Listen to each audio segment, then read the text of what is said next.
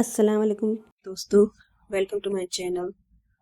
اکثر ہم ہماری زندگی کے اندر کافی زیادہ مصروفیات رہتے ہیں۔ اگر ہم ایک میرڈ وومین ہیں تو ہمارے لیے عبادت اور گھر سنبھالنا بہت مشکل ہو جاتا ہے، خاص کر بچوں کے ساتھ میں۔ اور ہمارے دل میں ہمیشہ یہ ملال رہتا ہے کہ کاش ہم ہماری نمازیں ادا کر پائیں، ہماری عبادت ادا کر پائیں، پر یہ ہمارے لیے ممکن نہیں ہو پاتا۔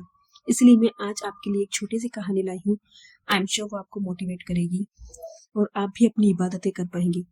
تو چلیے کہانی شروع کرتے ہیں۔ اگر اچھی لگے تو میرے چینل کو لائک اور ویڈیو کو سبسکرائب ضرور کریے۔ چلیے کہانی شروع کرتے ہیں۔ عائشہ، 2 بچوں کی ماں اور خدا کی طلب۔ عائشہ نام ہی نہیں، ایک تھکتی جاگتی حقیقت تھی۔ 2 چھوٹے چھوٹے بچے جن کی ہر چھوٹی بڑی ضرورت، ہر نخرہ، ہر مسکان اس کے دن کا سورج اور چاند تھا۔ صبح کی پہلی اذان سے لے کر رات کی گہری خاموشی تک اس کا سارا وقت بچوں کو سنبھالنے، گھر کو سنوارنے اور شوہر کی پرواہ میں گزر جاتا تھا۔ اسلام کی راہ پر چلنا، نمازیں وقت پر ادا کرنا، قرآن کو چھونا، یہ سب اس کے دل کی طلب تھی۔ مگر وقت کی چادر اتنی چھوٹی تھی کہ روح کو ڈھانپ ہی نہیں پاتی تھی۔ اکثر تحریر کے وقت بچے یا تو لپٹ جاتے تھے یا کوئی چیز توڑ دیتے، اور عائشہ شرمندگی اور اداس ہو کر اپنی ادھوری عبادت کو دیکھتی رہ جاتی۔ اس کا دل کچوٹتا تھا، اسے لگتا تھا کہ کیا میں اتنی بری ہوں؟ کیا خدا مجھ سے ناراض ہے؟ یہ دنیا میں ذمہ داری میری آخرت کی راہ میں رکاوٹ کیوں بن رہی ہے؟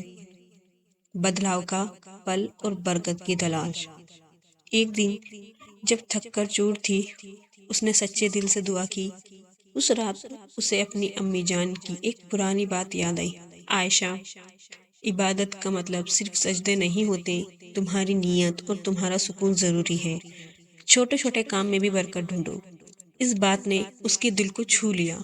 اس نے فیصلہ کیا کہ وہ زندگی کو نہیں، اپنے نظریے کو بدلے گی۔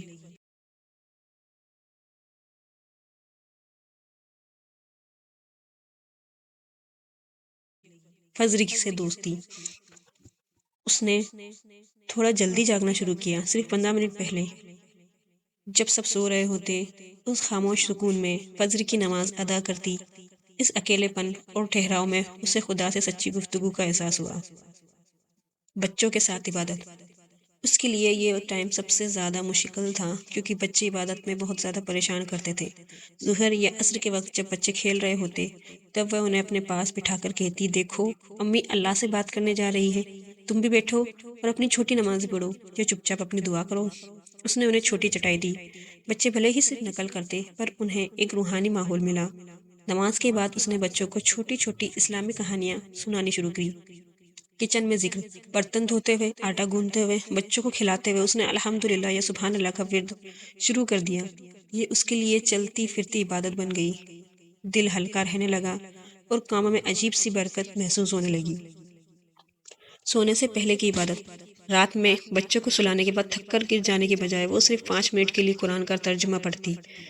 علم کی چھوٹی سی خوراک اس کے دل کو روشن کر دیتی۔ سکون کی نئی پہچان۔ دھیرے دھیرے عائشہ نے دیکھا کہ وہ نہ صرف دھارمک ذمہ داریاں پوری کر رہی ہے، بلکہ ماں ہونے کی ذمہ داری میں بھی اسے اللہ کی رضا نظر آ رہی ہے۔ بچوں کو پیار سے کھانا کھلانا، گھر کو صاف رکھنا، شوہر کی دیکھ بھال، یہ سب بھی عبادت ہی ہے اگر نیت پاک ہو۔ اس کا چہرہ پہلے سے زیادہ پرسکون رہنے لگا۔ اس نے سیکھ لیا کہ یہ عبادت کوئی الگ سے بوجھ نہیں، بلکہ اس کی پوری زندگی کا حصہ ہے۔ اس کے پیار بھرے ہاتھ، اس کی صبر بھری آنکھیں اور اس کا خدا سے جڑا ہوا دل۔ عائشہ اب بھی ویست رہتی تھی، مگر وہ اب بے بس نہیں، بلکہ خدا کی راہ پر چلنے والی مسافر تھی، جس نے اپنے گھر کے ہر کونے، ہر لمحے کو عبادت سے روشن کر لیا تھا۔